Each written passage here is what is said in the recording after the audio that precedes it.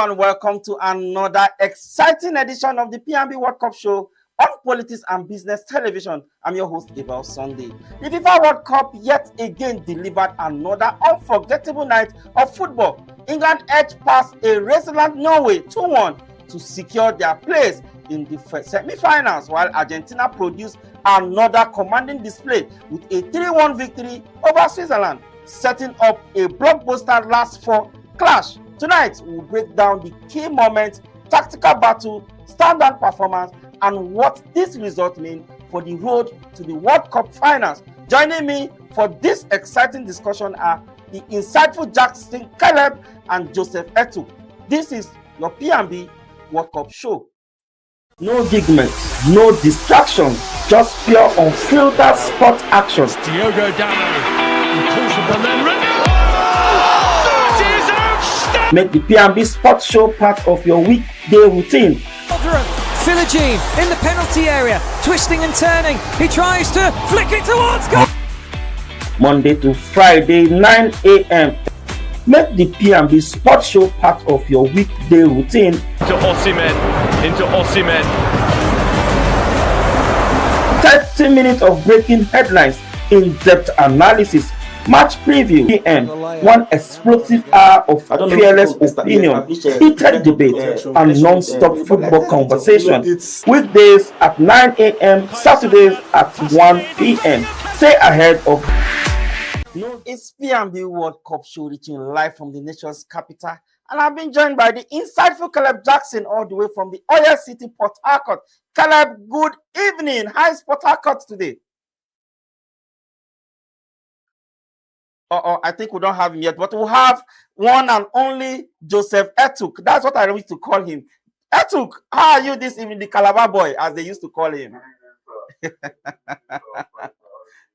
Well, I'm okay. Look at your voice. I'm this Tinubu region. Your voice is like this. Then, it means that you be a dogu. That's what they used to call it. It means say you be a dogu. Because in this region, if your voice is still like this, as healthy as this, then of course you are the one and only a dogu in Abuja. Small. All right, before Caleb will join us as we continue the program, let's start with you, Etuk. Looking at yesterday's game, England versus Norway. Your own opinion? I think Norway can leave that game with their high head up because they gave everything. Haaland was phenomenal. You can go. Odegaard was fantastic. You can go on and on and on and on and mention very good side. And considering the fact that this is a Norway team, the Norwegian team, I beg your pardon, that have this setup. This is the first time that they are playing this is their first World Cup. Not that the entire country. I'm talking about this set of players.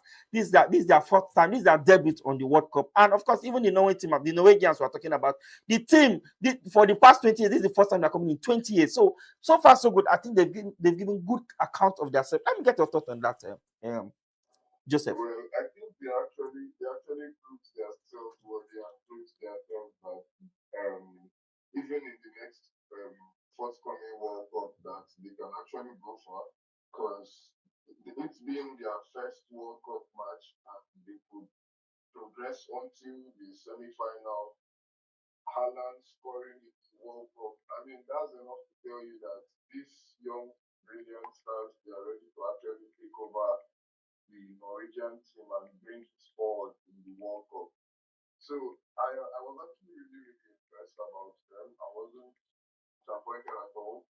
They performed excellently. They performed brilliantly. Haaland, the gameplay was brilliant. Odegaard's master class and midfield balance was beautiful. So I would say that yes, they can actually go back home with their hair back, knowing that they actually did something good for themselves.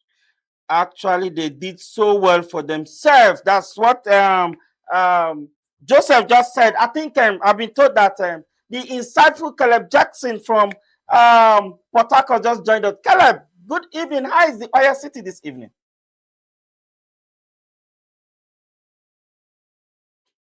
Do we have Caleb there? Caleb, can you unmute yourself if you are hearing me? Good evening, Mr. Sunday. It's a pleasure to be back on the show. You know, we are all running on water. We have been running on water for the past 2 days. There's no oil on the ground. Are you kidding me? The one and only how they call the one and only oil city that we know. That's the rich oil city we know. You get? Let the water dry up, then oil will come up the land again. Okay, Caleb. So before you joined, we were talking about the game yesterday, England versus Norway, and I was saying that to my own opinion is I think the Norwegians have done so well. Like you rightly said in one of your analysis on this show, you said that this is their first time in 20 years for coming to this party. And again, looking at the crop of players, most of them are debutants to the World Cup. You get, and getting this far, with all honesty, you say they've done so well, even if they had to bow down to England yesterday. But from your own end, do you think was England experience the decisive factor against a spirited Norwegian side? Partially, I would partially say that, like I said yesterday, one of the things that was going to work for England is that England has a character. And one of the people that works with the character with Three Lions is Jude Bellingham. So coming into the World Cup at 25, having won the Golden Boy Award 2 years back. And he has ever since then been showing that he's one of the most important players in the team. And then again, he demands for the game, like he plays with so much demand more than every other player. However, I felt Solos was one of the weapons fashioned against Norway, because if you look at some of the break counters that Norway had, like the 1v1 where he could have easily given Haaland to go and score against the keeper, or the crossing that he could have given to Haaland, those were some selfish striker instinct for me, because as a striker you want to get your name registered on the score sheet, or you want to carry the responsibility of your country on your neck. But then again, sometimes you should just, there's something that the Beckham once said. When you play in a team, there are two types of people. There are the stars and there are the workers. So when you come to a team, you should know what club you fall into.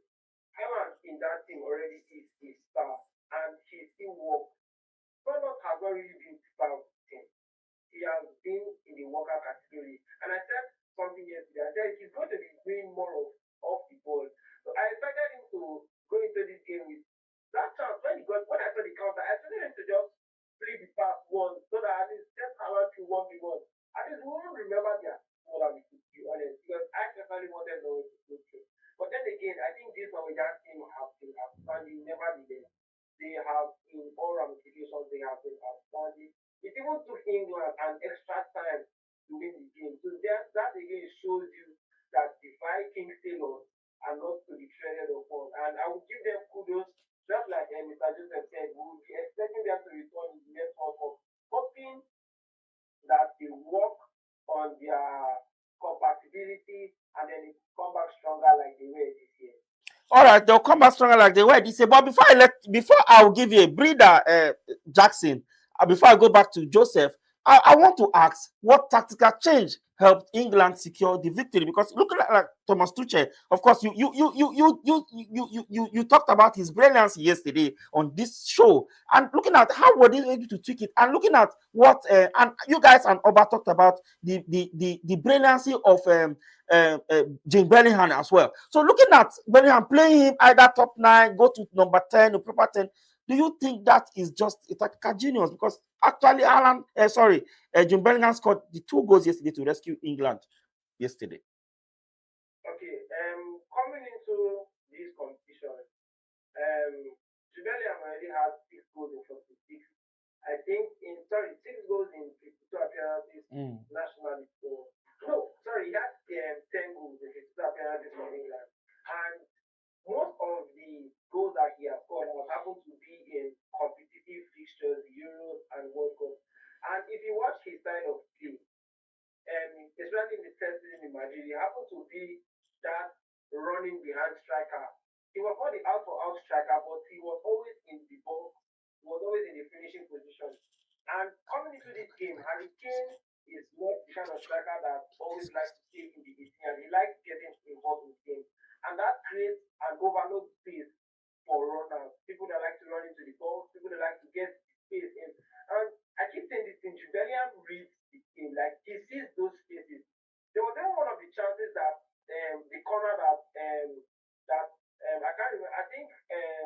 play too. That Bellingham attached his head. He was the only player who saw the outswinger out of the remaining 21 people in the box.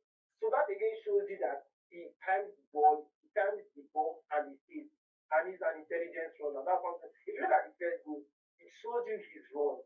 That was an intelligence run. And the fact that he was able to make use of his body adaptability, that again puts him on the field. But talking about Thomas Tuchel's practicality, or I would say tactical changes, Thomas Tuchel works with, like I said, he did not want to risk too many things. So he started with the normal three midfielders, the can Rice, Elliot Anderson, and Jude Bellingham, so as to maintain the intensity of the midfield. However, moving forward, he needed to bring in more creativity. He needed to do something to them. And that was why when he saw Gordon and brought in Easy, I knew that this guy was trying to overload the midfield. He wanted a kind of spark of creativity. And to be honest, England was lacking creativity, despite the fact that they had just scored. They were lacking chance. In the second half, they didn't have a shot on target. They didn't have a single shot on target. So that showed that they were lacking creativity and something needed to be done. So in other words, he had to look to his bench and say, okay, why not combine these attackers or these midfielders in various formations and start? And then if you look at it again, Eze in Crystal Palace often operated down the flank with freedom. So he decided to deploy that same formula and bring in Morgan Rogers as the operating 10. And then taking out Rice so as not to get a second yellow card. And then taking Bellingham to his primary position, which is the box-to-box midfielder, which he loves doing. So that again shows that in as much as he has a tactical style of operation, he has a way.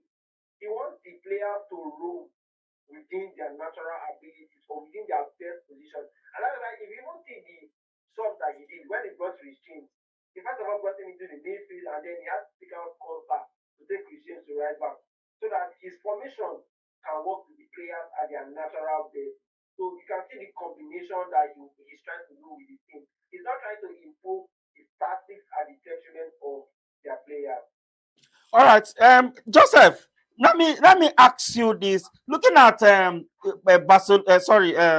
Madrid, I think Real Madrid players combined have scored 19 goals in this tournament. To have, if they can put up that picture for us, 19 goals in combined for in this tournament. We have the likes of we have the likes of Mbappe. Mbappe has scored 8. We have the likes of Bellingham have scored 6. We have Vinicius as well. So I think so far is a roller party. I mean, is a party for the Real Madrid, and it's a good one for Real Madrid, seeing their players excelling in this year's FIFA World Cup. Yeah. Let me get your take on that. Okay, so I think it's enough to show that it's a proud thing that yes, the Madrid stars are actually showing that even in the World Cup they are still scoring. With a certain Kylian Mbappe having about 20 goals in the World Cup so far. And then you have Vinicius also. You have Jude Bellingham who scored a brace yesterday. So it's actually really it tells a lot that this Madrid stars this season is going to actually be very low because there's going to be a lot of competition in the La Liga. There's going to be a lot of resilience. There's going to be a lot of action because you can have. I mean, imagine having certain players scoring goals upon goals in the World Cup and then looking at where these players are coming from, it's back to the Madrid. So I'm even sure that Jose Mourinho will actually be very proud to see his players doing like this, knowing fully well that if they come back for training, they don't really need much more because this one does have you already. Actually, does have Caleb. I think you want to respond to that as well. Looking at the most scored, I think the most goal scored by a single club from a single club. I beg your pardon. In the FIFA World Cup, Real Madrid. I think Real Madrid is on top of that, which I think is a good one for the club. What do you think about that, Caleb? Just like Mr. Joseph said, it's very good one. However, my question is, can they maintain it when they go back? Because the league is going to be a different ballgame entirely. expected to play relying more on others. Like when you get back to Madrid, they're going to have to rely more on Mbappe, which takes out their own ability to perform or do those secondary roles. But looking at them in their country, it shows that there is this demand for the win. I think last season hurt them so much, having to go back to back struggling and then coming into the World Cup. We can see how much they demand of themselves, how much they are carrying the country's burden on their neck. So I think next season the question will be, can they replicate things in the league? Because the league is going to be a very different format. Some clubs might come, like we all know Getafe, they might just come and decide to get the 1-1 draw from your stadium and go back home. So in that kind of situation, can that character you executed in the World Cup, can you put it up again? So we'll be looking out for the consistency, and then kudos to Mourinho on his appointment. Okay, kudos to Mourinho. Yes, I just want to deviate from that before we get back to business. But looking at the Norwegian team, what lesson do you think what do you think they will have to take away from this tournament? Arguably, I think these guys have done so well. There's no two ways about it. They fought from the beginning to the end, and even at a point, they rested 10 players just to see how they could go so far. And I think that actually helped them keep them so fresh and see how they could go. But looking at it, Caleb, before I go back to Joseph, Caleb, what do you think? What do you think it would be a takeaway from this Norwegian side, the Haaland of this world? What do you think it would be a takeaway from this tournament? I think one thing that they will learn moving up and down will be experience. One of the things that matters as a big country is experience. And in your experience, one of the things that shows is your patience. You might go into a game and for the first 60 minutes, you are either losing or you are playing a 1-1 draw. Your ability to be patient, to sustain yourself in the game. One thing with sometimes when you watch some of all these small countries or the underdog, better to say, when they are the ones that are winning, they don't know how to maintain the lead, and then they end up losing the games. When you watch the big teams now, on the other hand, losing, they don't get in a rush to start attacking you. It is a psychology. They try to remain calm as possible as they can and play the football till the time runs out. And that's why when you see, they eventually end up doing the comeback, and in some cases, they end up completing the comeback. And that's why, because as a big nation, you have to know that, okay, sometimes some games might definitely have to go. Like this game, they even dragged possession with England, which showed that they were eager to win. So they're going to know that, okay, some games we might necessarily not have the possession. In those kind of games, we need to stay strong, and then probably we need to come up with more tact or more tactics that can help us, smash a win in late night, last minute drama or in extra time. And then they are going to be more cautious, having to treat players and man management. So those are the few things that they are going to take. It's not that they lost anything coming into this World Cup. They were even the people that gained more by coming into this World Cup, because the next time they are going to come, they're probably going to look to retain the quarterfinal standard that they have set for themselves, or even go higher. Indeed, retain the quarterfinals that they've set for themselves, quarterfinal standard as they set for themselves. But Joseph, looking at England, can they maintain this momentum heading into the semifinals against Argentina? Do you think that will be a huge cracker? Because this will actually make them or break them. My own opinion, though, I think this might make Thomas Tuchel or break Thomas Tuchel, because if Thomas Tuchel could get past Argentina, then definitely I think they will take him very, very seriously. Don't misunderstand me. He's a very good coach, of course, definitely, but this will add more flowers to his already how I call it already it will add more accolades to him. Let me get your thought, Joseph. Okay, so I think this is actually very, very, very good for England, because I would say that if Thomas Tuchel successfully actually defeats Argentina and England moves on into the final, then we know that even if they don't win the final or they win the final, then we are sure that yes, there was the battle, and they were sure that Thomas Tuchel would actually do this again, because doing it once and then still, even at the last World Cup qualifying into the round of 32. I mean, it's a lot to tell you that with the current squad England has, they can actually push. But England's biggest problem is their struggle to defend their struggle for defense transition, because at some point you notice that they have problem with their back line. Their full back, they don't really return they don't return back immediately, and so that's another problem, because what Argentina plays, even while attacking ball, they still maintain a four-man defense. They don't really allow their fullbacks, that's Montiel and the person on the left back. They don't allow Montiel, that's Montiel or it's this person Molina that is starting on the right back. Their right backs don't really go in too much. So if England can successfully find a way to isolate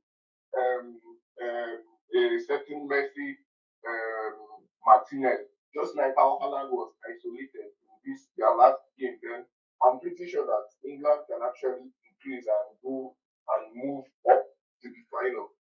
All right, I'll move up to the final. Caleb, looking at this now, if Thomas Tuchel could just get to the final, I think even losing the finals, I don't think is going to be bad. If he gets to the final, that's a good result for you, good performance for him. My own opinion, though, but I want to get yours, because the reason why I said so, Harry Southgate got to back-to-back finals, Europe. I think Europe. Is it how they call it? Europe League also. He got to back-to-back finals before he left. But looking at Thomas Tuchel, if getting to the finals of this World Cup, do you think he has performed poorly? I don't think Thomas Tuchel. I don't think that would be a poor performance for Thomas Tuchel.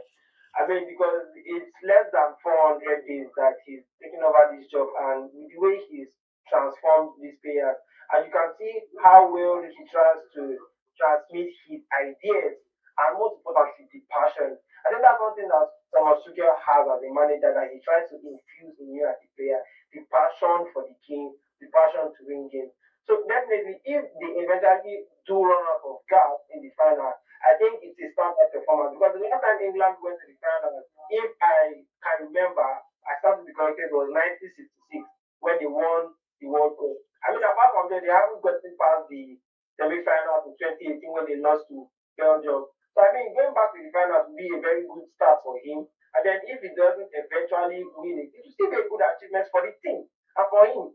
Because no other coach in the last 8 years has been able to make such an achievement. So I will give him a big hand of applause, and then I will also salute the team. Looking at this team, I think they have less than 4 players who are 30 something. So it also shows you that there is youth and there is energy in this team. So it takes a lot to actually get there, and then it's a massive one for them. It's actually a massive one for them, Caleb. And looking at how he's able to, because when we started, we could see that there's kind of disconnect. But right now, I think there's a kind of they've gelled somehow. If you look at how they play, I think the connection between Haaland and I beg your pardon, sorry, between Bellingham and Harry Kane has been superb. Between them, I think they scored like 6 or 7 goals. If I'm not mistaken, between them, I think they're giving assists, and also both of them are giving themselves assists between them. But looking at even if you look at the trail for the goal, this is Haaland. I don't know. I'm calling Haaland. Jude Bellingham has 6 goals. Yes. Harry Kane also have 6 goals. So looking at 2 of them, and they've given themselves assists over and over again. So I think the connection between these guys and the chemistry that he has built so far is something that we need to applaud Thomas Tuchel for. But it's time for us to go on a short break. When we come back, of course, we'll go over to Argentina and Switzerland game that ended 3-1. We have the insightful Jackson Caleb here to analyze everything, and also Joseph Etu. They will tell us everything that transpired. Back is the P&B World Cup Show, reaching live from the nation's capital, and I've seen very much with the insightful Jackson Caleb and also Joseph Etu. They've been giving us back-to-back since we started this show by 4 p.m. But now let's go into the Argentina-Switzerland game. Caleb, we saw what transpired yesterday. Argentina performed their magic again. And yeah, I know you were sad yesterday. You wanted Argentina to be out. But my MD will not be happy with you because she's an Argentina fan. She was praying for Argentina to win ever since. You said what? What did you say? Absolutely too. Absolutely, Argentina. Okay, it's an Argentina fan, Abi. So you saw what happened, but looking at how impressive was. I'm up to Caleb, are you there with me?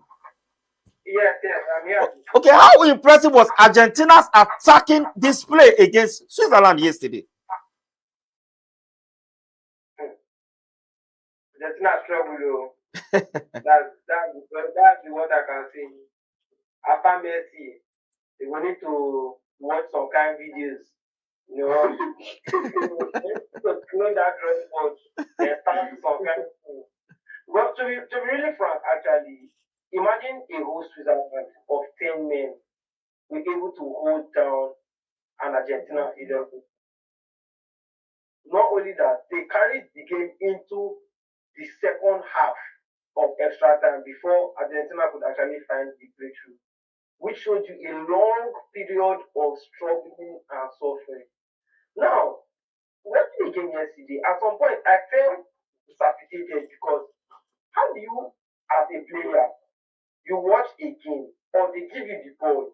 Before you get the ball, you should know what you want to do. If you want, and sorry to say, this is one of the reasons why we love this French team. They don't waste too much time on the ball. As they get the ball, if they see you running, they're giving you the ball. If you're not running, they will take the shot from. So it's a sport on decision, and any of them they take as possible for their decision. You would see Alvarez coach the ball on the wing, he turns back to Tagliafico, that Tagliafico is messing with McAllister, and the game just goes on and on like that. But at some point, Messi had to complain. At some point, Messi was not asking Enzo Fernandez, like, why are they taking the ball back? Bring the ball to me. When Sudan noticed that Messi demanded more for the ball, they had to shut him out of the game. Shutting Messi now out of the game for like 5 minutes, we would see nothing, like nothing come. And the more annoying thing is that the person you want to cross the ball to, your intended striker, is on the wing. So who are you now crossing the ball to? So these are some questions that I began to question this Argentina. I'm like, what's going on?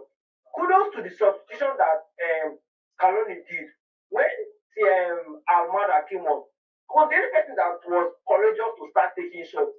And when they noticed that, okay, this guy, at the point when Messi requested for the ball, he didn't give Messi, he took 2 shots on the post. Although one was off target and one resulted to a corner. So that shows you responsibility on the players' part. They are eager to want to do things on their own. And they don't necessarily have to wait for Messi all the time, because even it was when Messi holds the ball. Like, there are sometimes where you don't need to give Messi that ball. Just look ahead of you and pass your ball or shoot. But I understand that, yes, it's a teamwork. But sometimes individual brilliance come into play. And I think that's something that each and every one of them needs to look back on, thinking on their next game.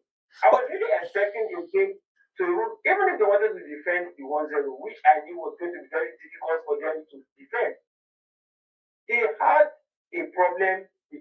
Argentina is not the best when it comes to defending on the flanks.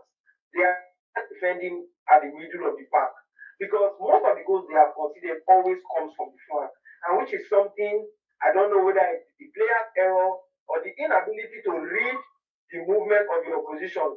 Because if you look at the goal that Udoye got, all you needed to do was just get in front of him and guide the ball till he fouls you. But somewhere, somehow, you thought that he was not going to get to that one, and then he got it and then bam.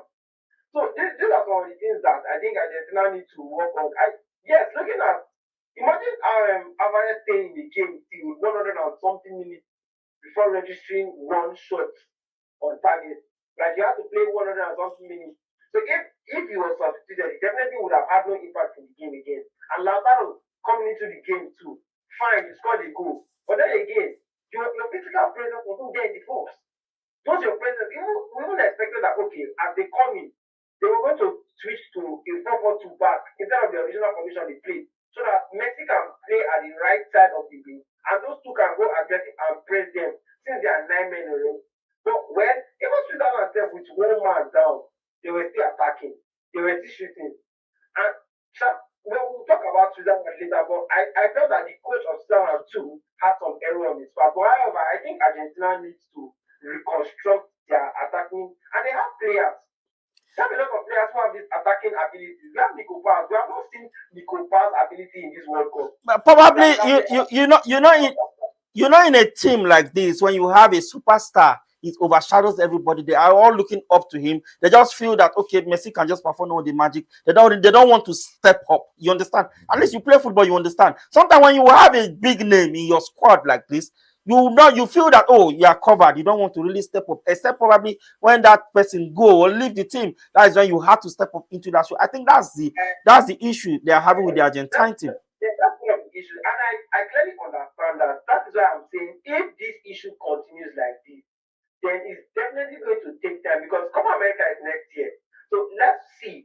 If Messi doesn't play, let's see how Argentina is going to go or how far they will run in the Copa America. But definitely they are going to do well. Even if Messi leaves, of course somebody will come in to step up. Even not now, the team might be somehow down, but again, eventually they'll have to do a rebuild because Messi cannot play forever. There's no two ways about that. He cannot play forever. But Joseph. They look like they want to play forever. It's not possible. There's no way Messi can play. There's no way Messi can play forever. I don't even think he can even play the next World Cup. I don't think so. Messi is going to play competitive football maybe in the next 2 years or 3. It should be done. It should be done. But just looking at what the performance of the Argentine yesterday and stretching that game to the Switzerland stretching that game to extra time.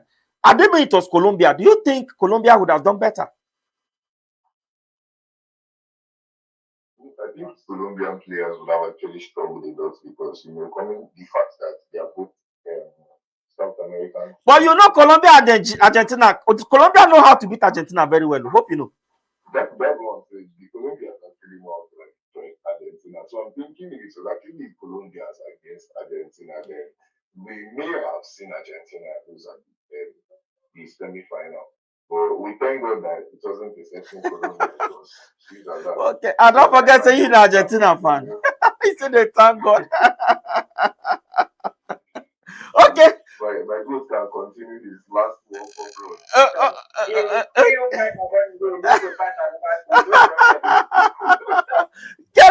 Okay, what went wrong for the Swiss?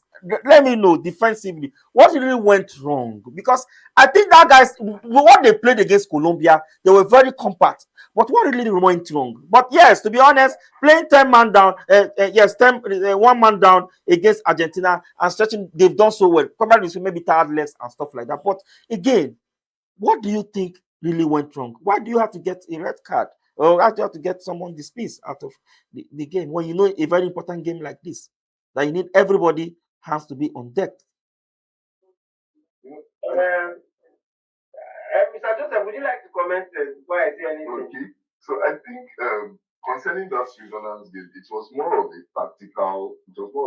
poor tactical decision because I feel like once you know that you're at a certain stage of a kind of important game like that, there are some kind of carded players you get, you have no choice but to swap them. Look at the decision Tuchel made with Rice. Once Rice got yellow card, instead of taking the choice of leaving Rice to play and exposing the risk of getting a red card, he rather subbed off Rice. So I think if that player that had that yellow card was subbed off, then that red card would have been avoided, and there would have even been a certain possibility because from the way Switzerland players were pressing Argentina, there would have even been a certain possibility that much would have reached that extra time.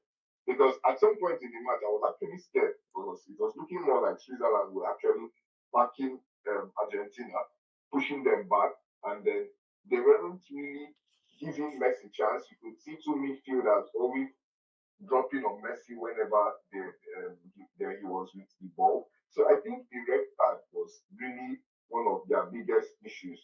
And then poor tactical decision would also be another thing, I would say. Okay, Caleb, let me get your thoughts on that. Actually, Mr. Joseph has actually said what was on my mind, but the one I want to pick more on is the silliness of these players. When you watch football nowadays, players just, I don't know, to me it's like they forget themselves. Look at the first yellow card that he got himself. That was a very reckless tackle. And I really do not know. When you are already losing the ball, there's a kind of tackles that you seek to avoid. Even if you want to go physical with the defender, you should be smart about it. Now, if you look at the yellow card that he got, he had a very huge contact with Paredes team. And thank God that it was not worse than what we saw. If not, probably that would have led to a knee fracture. And that leads me to one of the reasons why Switzerland could not really affect this game. I said it in the last game against Colombia. One of the reasons that the attack struggled was because of Mazambi. And I would say it again. If Mazambi was in today's game, with the kind of Argentina exposure I saw at the back, I don't think that Joseph will be telling us the thing that he's saying, because Mazambi is the kind of player that you would rub off on him and he will win the foul. So you would either choose not to rub off on him and give him the space. And Mazambi is the kind of player that if he will not score, he would set up another player. He is the highest GA. He has the highest GA in the whole of the attack. Highest goals and assists. He has 5 GA combined in the tournament, just for Switzerland. So that shows you how important, irrespective of goals or assists, that he is to the team. Sadly, the tactical decisions, and even the foul that got it there, you know very well that this player is not. As you go to the ground, stand up. There's a kind of thing, as you stand up and you go to the referee that, oh, please. These referees are human, let us be honest. If you watch the game against England, there was a time that Bellingham actually found a player and then he apologized to the referee. And then the referee actually turned the blind eye. Even the same thing happened in the same match. There was a time that Granit Xhaka found Messi and he actually told Messi to stand up and he apologized. So rather than trying to act drama or create a scene, even the Spain diving against Norway, even immediately he went to the crowd. He actually went to the ground, believing that it was a penalty, and immediately he actually stood up. He did not create any extra drama. So all this, trying to run on the floor, trying to do this. Remember, if he turns against you, it's going to be a card for simulation. And this thing that people now go on Twitter and say, oh, this is the first time that VR is checking the diving. It's not the first time. It has happened in other leagues. So I think it's hard that we won't leave this Argentina referee or anything. 5 of the referees in this last match were from Portugal, and they actually officiated the game to the best of their capacity. Now, to the tactical decisions that I would fault Switzerland for, you had Vargas on the bench, and then Undoye happened to give you the equalizer. Definitely, one of the reasons why Argentina won the game is because Switzerland were tired. They had to defend and do a lot of defending, and they eventually ran out of tired legs. That is why the Argentina players were able to make use of their experience. Now, before some people will say I'm telling the coach what to do, please, I'm not giving my own opinions. So I expected the coach, most especially, to make an attacking sub for a defensive sub, at least in the extra time, so as to drag the game to penalties, because Kobe is a very good keeper from penalties. I expected him to do that. Or alternatively, if you intend on attacking, then you have to bring on Vargas earlier. He brought Vargas on when it was just 4 minutes to the end of the game. And you don't just expect someone like Vargas, who is not a striker, who wants the ball in that kind of congested environment where the ball has not even settled on the ground. He's coming into a game where the ball is just flying from left to right, and you expect him to impact the game. It actually does not work that way. So the tactical decisions that the coach himself even made, and the time of the substitution too, were one of the major factors that cost him this match.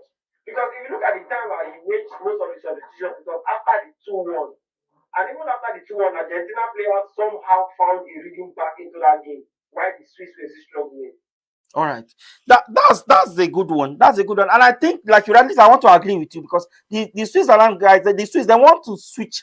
They want to extend that game. The Swiss, they want to extend that game to penalty, because they have a better keeper that can stop, just like what they did to Colombia. I think that was exactly what they were trying to do, but unfortunately for them, they couldn't get to the end before they got batched by Argentina. But looking at going for Caleb, I'll stay with you before I go to Joseph.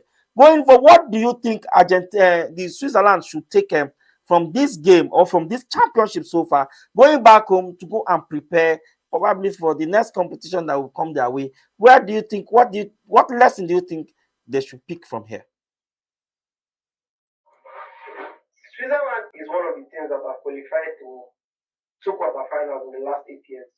And even when they made it again to this quarterfinal, I was not really surprised, because they have been there before. I think they have the likes. I think they have one Shakiri, right? That's yeah. That's where they had Shakiri. Yeah.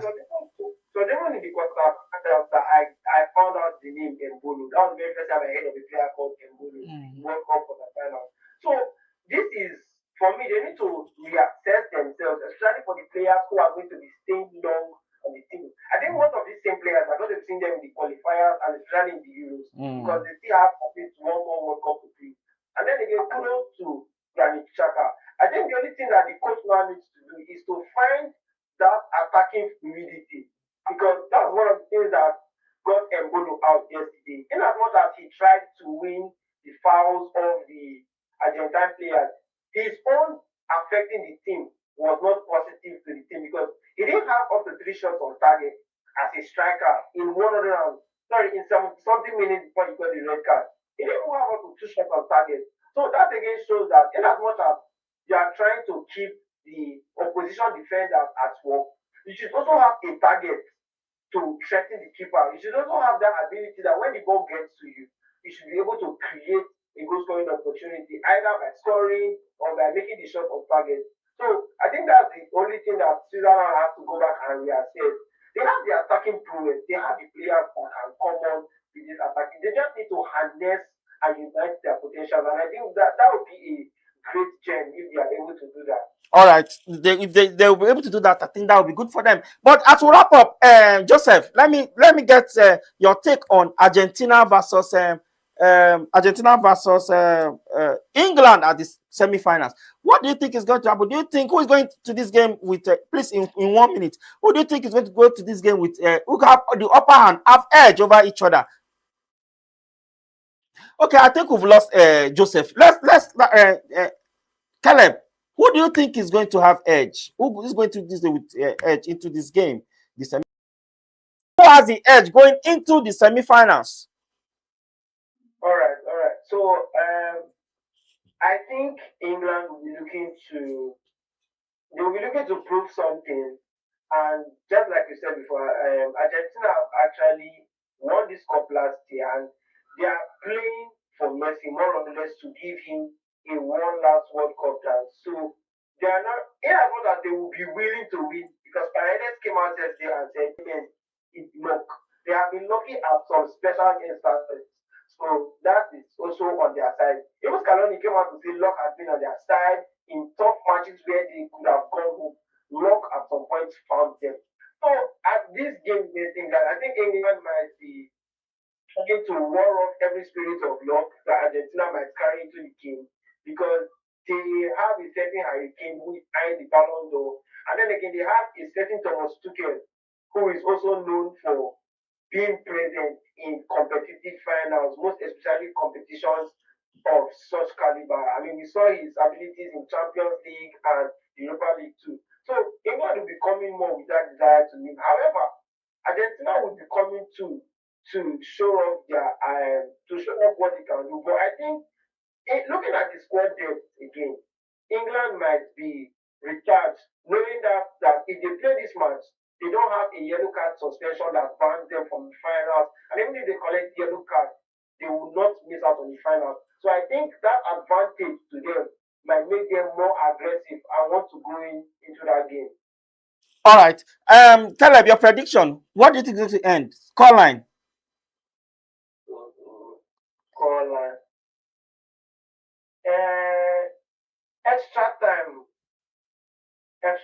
time, 2-1 England. 2-1 England extra time. What about Spain and France? Scoreline on Tuesday. France and Spain on Tuesday.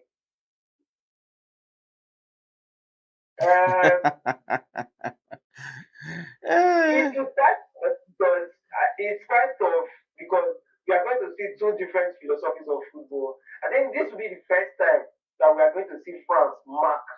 Like we're going to see them sweat for the ball. And Spain is going to try and Spain is that thing that there's a difference between where you hold on to the ball and you make use of the possession that you have. And that's one of the differences between Portugal and Spain for the match that we watched. Portugal had the possession, like they held on to the ball, but they could not make the best use of it. But Spain, however, they will be looking to make use of that advantage. But I think France will go through. 2-1 normal time. School 2-1 normal time. All right. All right. Unfortunately, we run out of time, and that's wrap up another exciting edition of the P&B World Cup show. My sincere appreciation to our guests, the insightful Jackson Caleb and Joseph Etuk, for sharing their expert analysis and insight. Thank you so much, Caleb, for doing this with me today. It's such an honor to always be on this show. And I just pray my predictions come right again so that we can be happy. All right, a big thank you to you, our viewers, for staying with us. Keep following the FIFA World Cup with us as we